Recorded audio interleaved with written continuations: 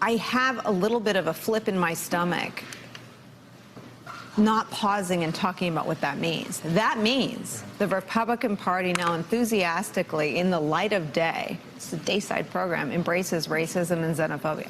Yeah, what's interesting about the Peter Baker piece that you opened up with is that Peter also mentions the way in which race has been used by the Republican Party and even the Democrats over the course of my political lifetime, right? So talking about the dog whistles of Ronald Reagan's welfare queen, Bush's Willie Horton, all of this stuff has been a part, Bill Clinton's sister soldier moment, all of this stuff has been a part of our politics. But he says Trump has taken it, right, from dog whistle to foghorn. That now it's just blatant, it's a blatant appeal. And that blatant appeal makes sense in the context of the anxiety and anguish around the demographic shifts that are evident in our society.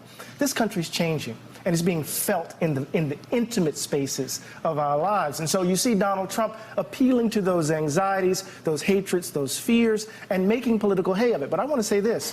What's interesting is that if this is the battlefield we're going to play on, the Democrats are going to have to make a decision. They're going to have to make a decision whether or not they're going to triangulate.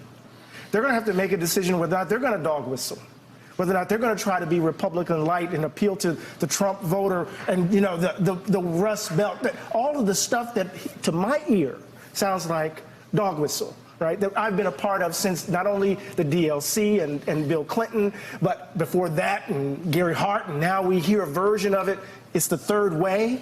All of this stuff is a part of this mixture. So it's easy, and I know Tim will say a lot more about this later, it's easy for us to identify Donald Trump as the exceptional villain and not see that he's a reflection of what we've been doing in our politics for decades, Nicole. But let me press you, why can't it be the majority that isn't raising their child to look at someone with brown or black skin and say they weren't born here and demonize them? Why can't one party, the better party, the Democratic Party, flip the script and make that the majority, make that more popular with the majority of black, white, male, female, old, young voters? This is what we have to do. This is our opportunity. We're at an inflection point. We're in a cold civil war, to echo Steve Schmidt from a long time ago. We're in a cold civil war. People have to choose sides. Yes, we have to choose sides.